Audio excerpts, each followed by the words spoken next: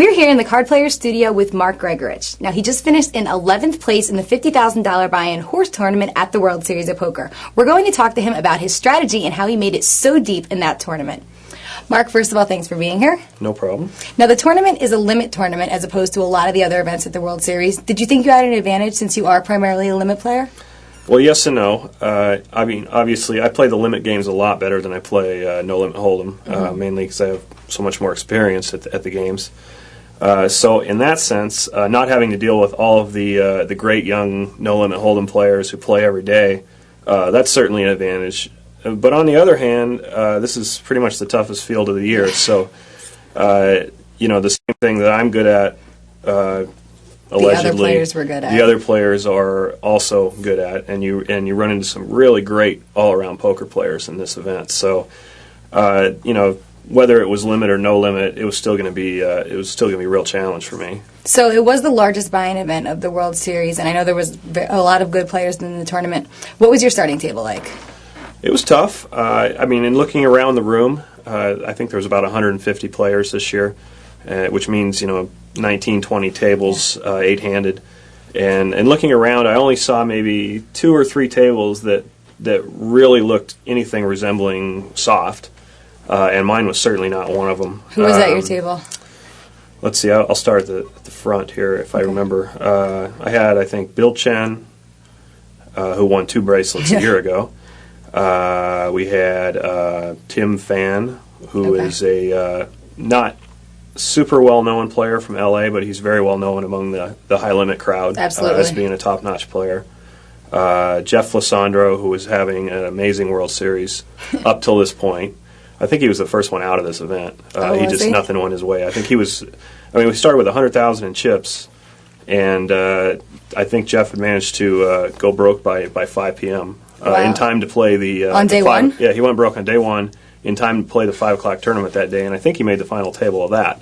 So it wasn't all bad for him. But, you know, in any case, it was a frustrating day for him in this one.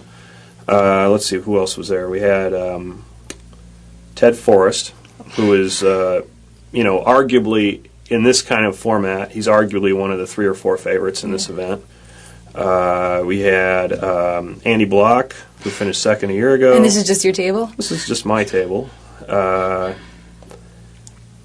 was a few others too. I mean, it was a really challenge all day, but it was also a lot of fun because it's fun playing against the best players in the world. And you expected it to be that tough going in. Absolutely, yeah. You really, and in this event, you don't really want anything else. I mean, you want to butt heads with the best and see how you do, and it's a challenge. And it was definitely, you know, whoever ended up winning this event was going to have to play some great poker over several days, and they really show that they were a top-notch player, as Freddie ended up doing. So you played a pretty interesting hand against Tim Pham in the Hold'em rounds. You want to tell us about that hand? All right. This was fairly early in the tournament. I think it was about midway through the first day. And Tim and I both had about the 100,000 we started with, you know, give or take a little bit. So this hand wasn't going to make or break either one of us. But it was just, I thought it was an interesting poker hand in that I did everything for the wrong reason. I played my hand terrible. Tim played his hand great, and I won the pot. And how'd that happen? So the way this hand started out is we were playing 1 in 2,000 limit. Tim raised it in fairly late position. I'm sitting directly to his left, and I made it 3 bets. My hand was pocket 9s, so it's a pretty standard play for me. Tim called, everybody else went out. So the flop came 10-10-3, which, if he doesn't have an overpair, is a really good flop for 2 9s, because he doesn't figure to have a 10 in his hand, although it's not impossible. So Tim checked.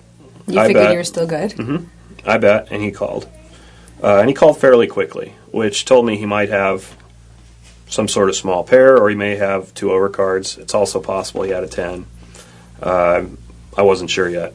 Yeah. You know, at this point, the range is still fairly wide on what he has. The turn card was a queen, and now Tim checked again. And now I checked behind him. And the main reason for that was I don't really want to get outplayed here. Tim's a very good, very tricky Hold'em player. He might check raise me here if he had King Jack, for example, or some sort of hand in which he was making a semi-bluff with the pot. No, put you in a bad spot. That puts me in a bad spot because now I got to guess, and I got to put 2 more big bets in the hand if I'm wrong. So, also, if he had a hand like Ace-King, he's probably going to check and call me anyway. So I don't face the real disaster here of giving a free card to a hand that would have folded and then ends up beating me. So I don't really have to deal with that hand. The only hands I really have to deal with it with are if he had something like, if he called on the flop with like Ace-5 or something like that. Now I'm giving him a freebie to catch the ace on the end. But if he catches the ace, he catches the ace. All right, so I check behind him. And now the river card is a really bad card for me. It pairs the queen. It counterfeited you? It counterfeited my 9s. So now I'm left with 9 high. There's 2 10s, 2 queens, and a 3 out there. So I'm left with 9 high. Now Tim checks again, and I bet, which is not a really good play, for the reason being that if he has an ace in his hand, he's going to call me. There's really not much doubt about that. I'm kind of betting, hoping that maybe he had something like King-Jack after all, and I can get him to lay down King high, thinking I have something that can beat King high.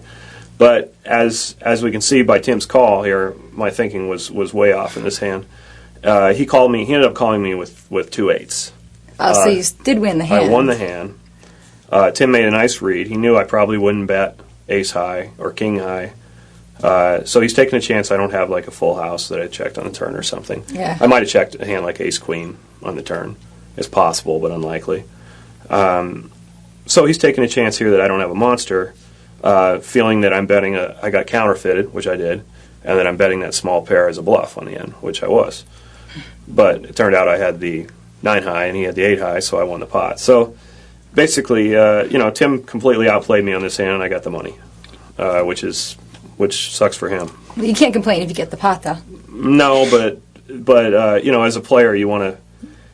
It never Correct feels read good. should be rewarded. Yeah, it never feels good. Well, I didn't really care that he got punished for his play, but on my part, you want to play a hand the right way, and you want to analyze a hand the right way as a player. And then I basically failed myself on that hand.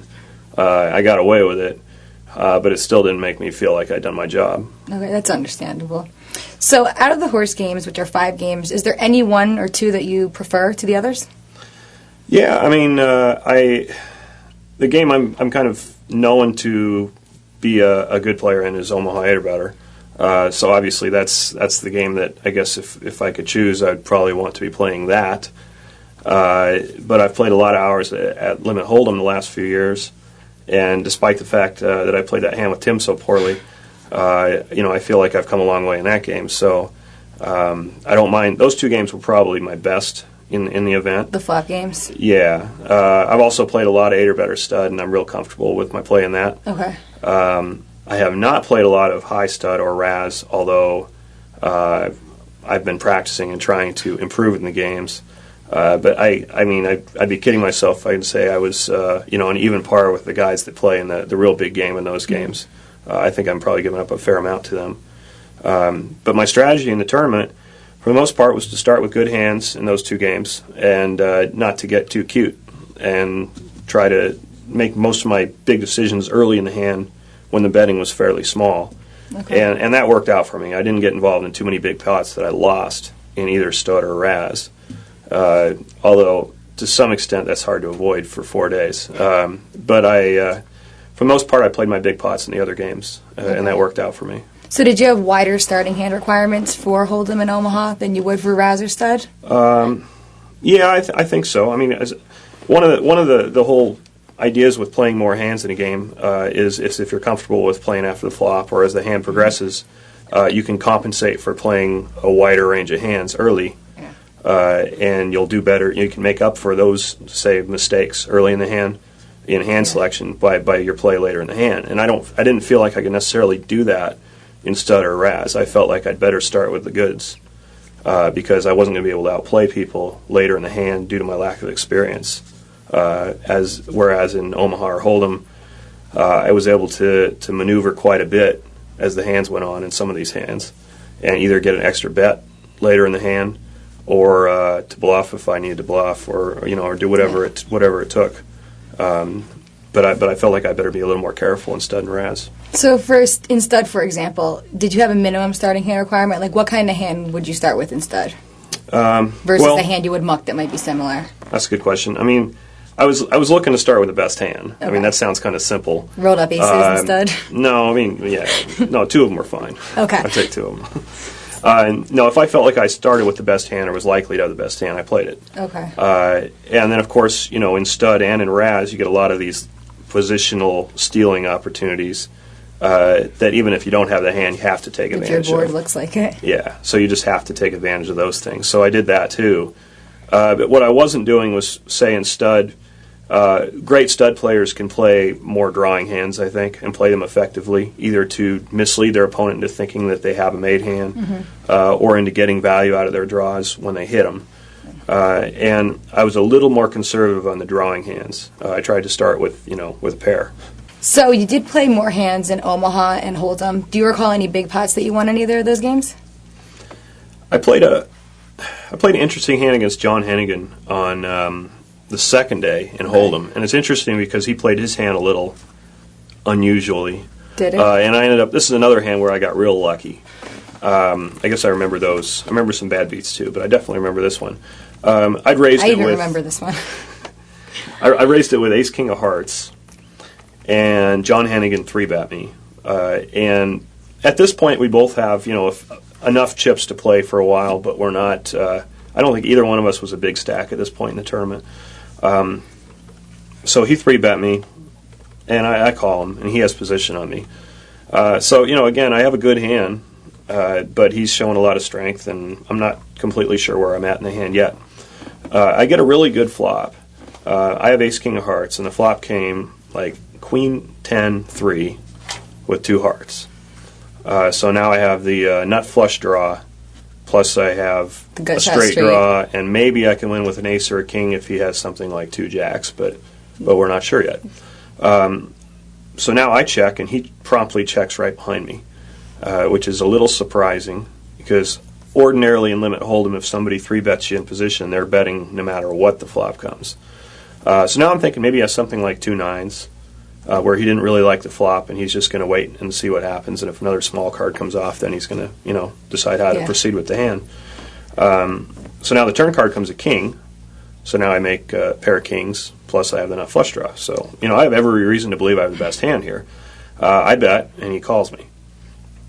And now the river comes another king, so I make trips. I miss the flush, but I make trips.